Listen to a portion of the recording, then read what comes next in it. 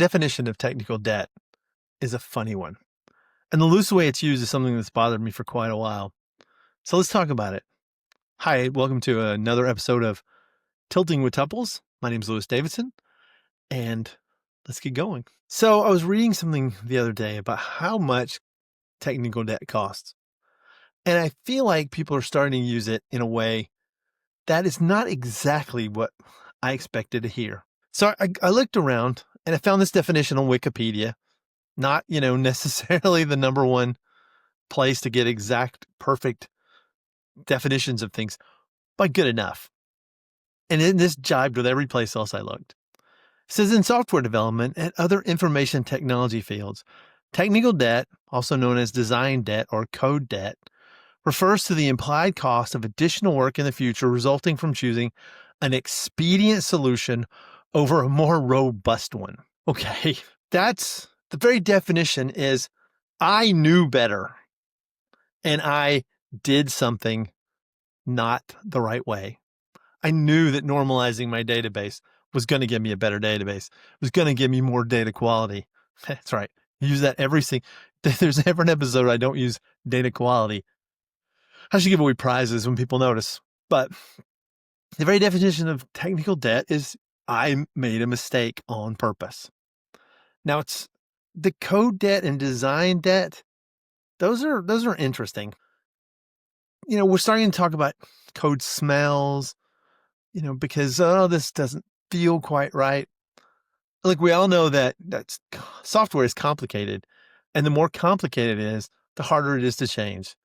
And databases are inherently complicated to change, not so much because we make them where they're really hard to use and we make them really hard to change, but it's because, if you've got a 20-year-old database, you've got 20 years of history, maybe not in that database. Maybe you've taken it out, you've put it into a different storage. You've started putting in Fabric, you've put it in Databricks, you put it in Snowflake. It's not in your main database, but it's still in that format.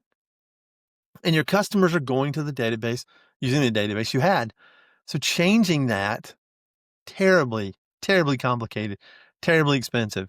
When I started at a company, we were building a new system, and it was based on the previous system, and it cost a lot of money.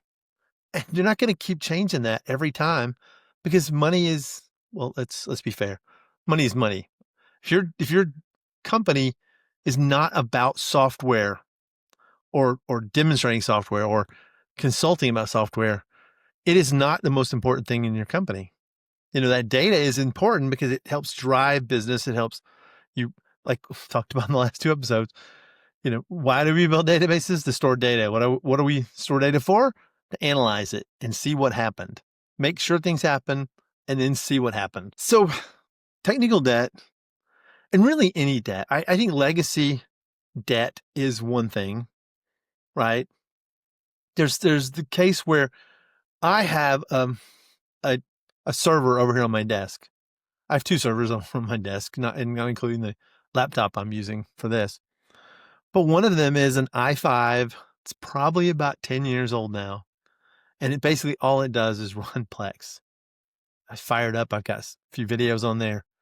I watch Plex. That's all it does is that. Do I upgrade that?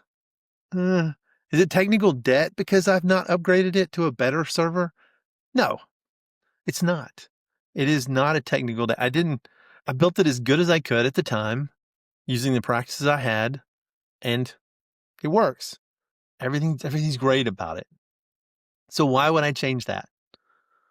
Until there's a reason to upgrade, until there's a value to upgrade, we don't upgrade because it's my money and it's hard. And as a company, companies think the same way. We spent this much on hardware 10 years ago. If it still works, why do I upgrade? Now, there's lots of reasons to upgrade. Some of them are security based, right? Some of them are performance based, but you need a reason. Why do we upgrade to the next version of SQL Server when it comes out? Features. First off, there's features we want, and there's security, right? There's these things that we have to make sure of. So every one of those things has a cost. Technical debt, on the other hand, is not only a cost, but it's we did this to ourselves cost. We said, we'll go back and we'll change that. I know data architect, you think we should have, multiple line items per invoice, multiple line items for sales order, but that's not our business model. Let's not do that. And after that, after you get a lot of data in there, it's deemed too hard to change that. So you just have people do things some certain way. Maybe you make multiple invoices with the same invoice number and it works. So why not? It makes everything harder, right? So we don't want to do that. And I use that as an example just because there's probably no one who's done that recently. I know there's people who've done that. People have done everything. That's one of the things I learned when I was doing the editing work and reading and spending a lot of time studying everywhere. It doesn't matter what you think of, what dumb idea, somebody has done that. And because sometimes I'll be doing a presentation, I'll say, well, this is just an example. Nobody does this. And then somebody inevitably will go, oh yeah, we do that. Like sometimes you'll ask, what's the earliest version of SQL Server? And you're thinking 2016, right? Somebody has an upgrade for 2016. And there'll be somebody who's on 2000 for a server, maybe 2008. And you're like, that's so old. We're talking 20, maybe 15, 20 years old. So when we decide, okay, let's not do something. I know it'll be better if we did it, but let's not do it that way. That's debt. And you've accumulated some cost to fix. And that's a lot of times the only thing we think of is it's going to cost me to make that change. I can do it in the future. This is how much it'll cost. $100. Let's just say let's use small amounts. So if I don't make that change right now, it only costs me $100 in the future to fix it. But then every time someone runs a report, it's a little bit hard to run that report because it doesn't quite fit the paradigm of what the customer wants. Because as we've talked about, customer on the one side, outside customer buying things, internal customer wants to quantify those. So if the middle part doesn't quantify what's occurring and how it's occurring naturally, and you can write simple queries to make it happen, you are costing yourself tons of money. On the front end, it's not so bad. Technical debt is a little bit easier because it doesn't store state. So if you need to make a screen that looks better, you need to make a little slider bar that works better than entering a number. That's it's not easy. You got to do it and roll it out and give it to people. Right? It's not like it's trivial, but it's less trivial than if you decide that slider bar needs to use letters instead of numbers. So you used A to Z, and now you're going to use 0 to 1. Well, then you've got to change things. And then you've got to do some more things. And maybe you only said there'll be 10 slots, but then you want your amp to go up to 11, right? There's opportunity costs there that are more and more complicated the more you do. Technical debt is, I think of it as a house. So you bought this house and you're going out and you're going to find a contractor to help you fix it. Some things you do yourself and you think, well, the electrical part, that's pretty easy, right? I'll do that myself. And one thing you do the roof and you decide to get up there with a caulk gun and you do it. All these things may work. They may work for a short period of time. They may work forever. That's the interesting part about debt, especially technical debt and debt when you're buying a house, is that you put this much money in and that money either gets bigger, gets smaller, it pays off, it doesn't pay off. It doesn't always pay off to do things the right way. It doesn't always pay off to get the best car, the best computer, whatever. It doesn't always pay off, but usually it does pay off. So then the house starts breaking and it doesn't quite work, right? You got to get fixed. And then that's a cost. And maybe that break causes more problems, right? You have a leak in the roof, it leaks into the inside. You got to have that redone. Then you got to have the ceilings redone. And then you got to have mold, right? There's all sorts of problems that come from this technical debt. It's just like it is when you're making computer technical debt. I didn't do it the right way. The customer on the external side doesn't have the information they expect, so they can't do their jobs. Or the customer on the external customer, the customer who's buying things doesn't always get their product, or they don't get something. So that debt costs. Or maybe there's manual cost. If you build a system that's not capable, it's not robust. I love that word, robust. And it's one of those words I don't like seeing in writing, because I know when it comes up a little too much. But robust just means it can handle things. It can handle errors. It doesn't break a lot. And if you build a system that handles whatever's thrown at it in an automated fashion, that is better than if you have it and you have to do manual work. So every bit of manual work you have to do costs money, costs real money, costs people time. And sometimes people time is not quantified super well, because you have this feeling that I've already paid them. These people are going to make a salary, especially salaried employees, right? They're going to make a salary. They're going to do their work. If they don't get to the newest thing, they don't get to the newest thing. We put that off. And what is that putting it off? Opportunity costs. So we know about technology costs. You don't get the right technology. You don't keep up with the technology. But you also have opportunity costs. Why am I upgrading to SQL Server 2025 when it comes out? If possible, I have no control over exactly when it gets done. But why do I want it done? Because it has new things and it'll help me do things. I'm very excited for the JSON tools that are not JSON. Well, I am excited for the JSON tools. That's my next thing I'm going to blog on, which I may be done with by the time I put this podcast out. But tomorrow, I'm releasing the last episode of my regex series, where I've gone through and learned how regex works. I'm excited about the vector, the AI type stuff, because I'm wanting to do it to match things. And I'm interested in how I can put those things together. Those are opportunity costs. Not using them isn't technical debt, unless I try to build my own AI in SQL Server 2016 and I don't have all the tools and it's really, really complicated. I'm not saying it's the best way. I haven't tried it yet, and we'll see. But if it turns out to be the best way, or I choose a way that seems okay now, that's fine. Choices aren't technical debt. Choices are informed choices. We didn't choose to do something the poorest way on purpose. Now, if you have an architect or you have programmers that are all going, this is really not the best way to do this, and you force them to do that, you can probably call that technical debt. It's really, really hard to tell what is technical debt in the future. If you aren't there, you don't understand it. It just sometimes things look really bad, but sometimes they look bad because they just worked. We had at my current company, when I was there a long time ago, they had some stuff that was running in FoxPro forever because it just worked and it was bulletproof and it didn't have any problems and they just kept it.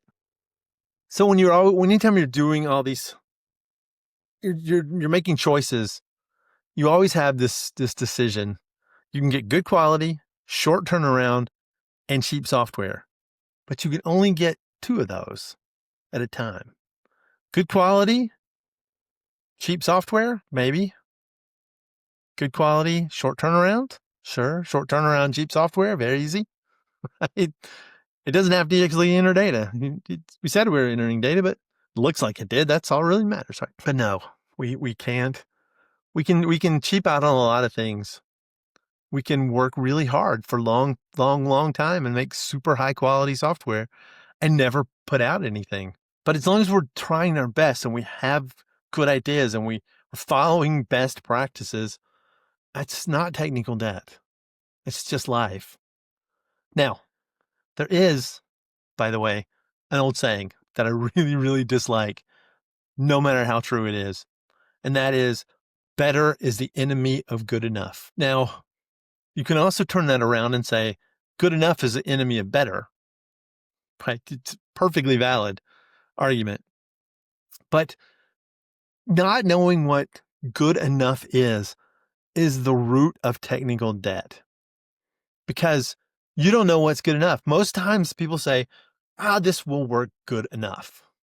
Why? We don't need this database, this system, these orchestrations. We don't need, APIs and all the things that you can put into software, because it's good enough. This will work good enough. And I've been involved and I've designed good enough software myself.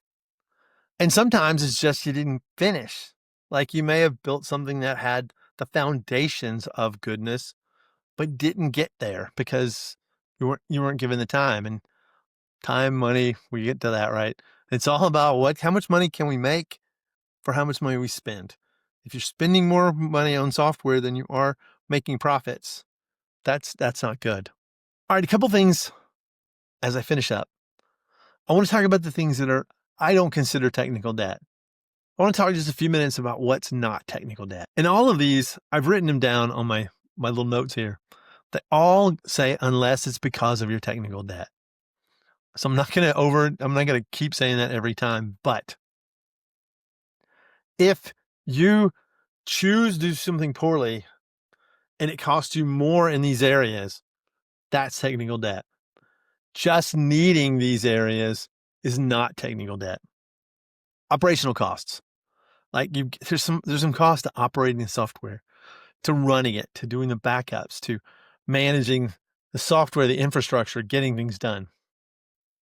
As long as they're done in the best practice in the most automated way, not technical debt. Can you do them better? Sure. Maybe AI can do some of it better. Maybe AI can at least help. I'm not going to overdo the AI thing here, but let's just say that AI could help some of these things. Infrastructure costs.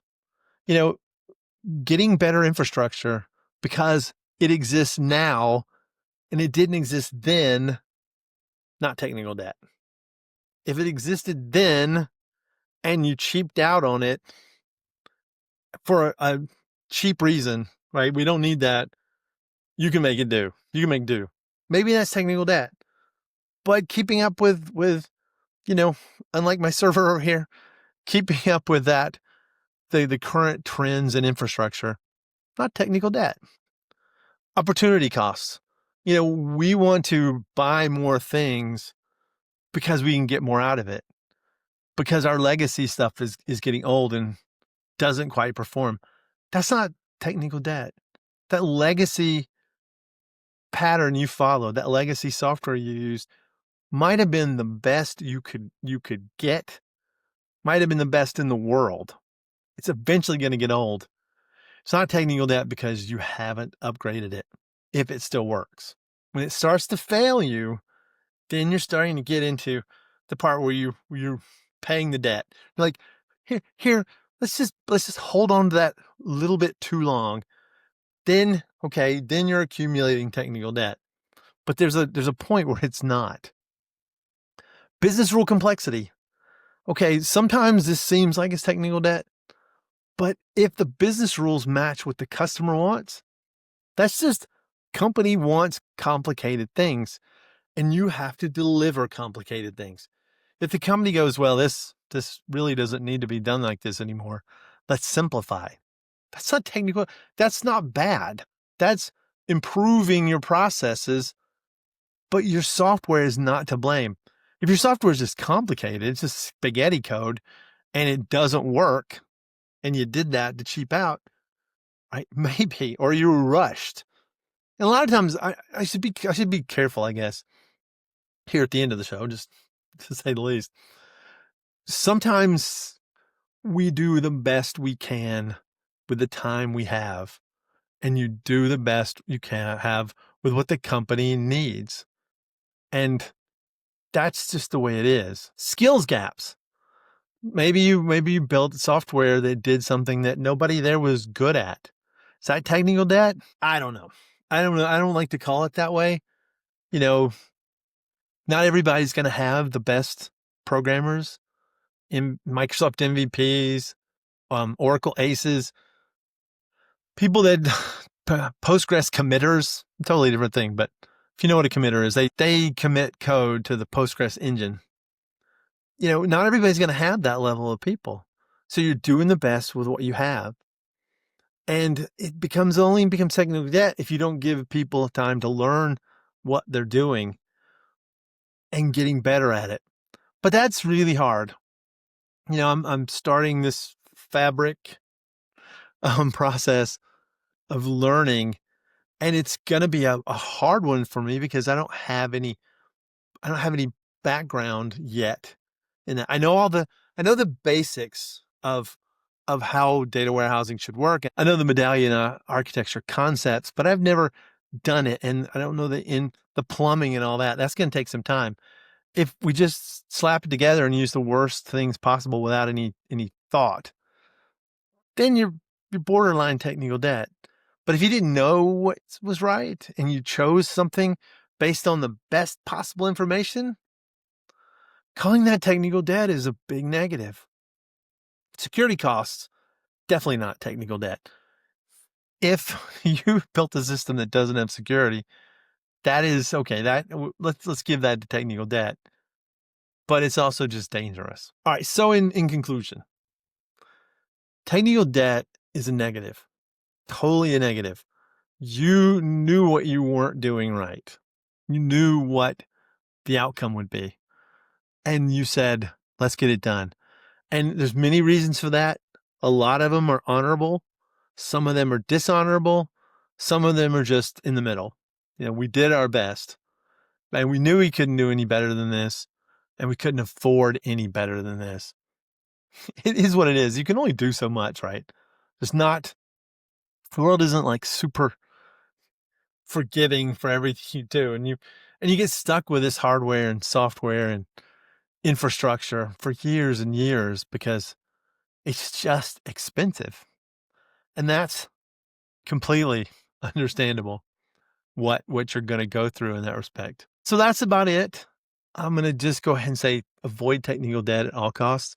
Try to do the best possible job you can and think about the outcomes. Think about what every step of the way. Keep in mind, like I will continue to harp on, the reason we build databases is to store data and analyze data. And all the steps in between there, getting products shipped, analyzing products shipped, getting products sold, analyzing how they got sold.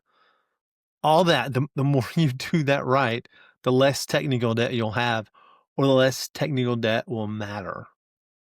Because it's a lot easier to port a SQL Server 2022 database to 2025 and upgrade and keep that going and add the things you need if the business doesn't change appreciably than it is to go, this is just terrible. I'm going to start, I was using text files. Now I'm going to use a relational database. Okay. That's really hard. If you decide that something like MySQL or Mongo or something like that doesn't meet your needs and you need a different sort of database, that's hard. And there's pros and cons to every type of database. I need to do more study and more a session on that, or find a session I can recommend, possibly even better. But that's learning. Keep learning. Keep understanding what comes out. World changes, you need to change. All right, till next time. Goodbye.